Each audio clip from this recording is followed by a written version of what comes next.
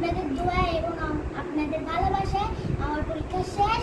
এখন আম্মুকে আমি বলেছি যে আম্মু তুমি চিকেন রান্না করি, আমার স্পেশাল চিকেন।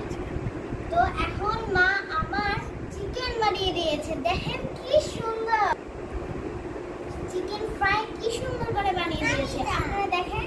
ও আর এই যে মাহি খাওয়া শুরু করে দিচ্ছে, এটা হচ্ছে আমার, আর এখানে সবারটাই আছে। এই দেখেন আমি খাবো, আপনাদের দেখা আমি খাবো, দেখেন আপনাদের সসটা দাও। আমরা এখন প্রথমে একটা বাটি নিয়ে নিচ্ছে আর সস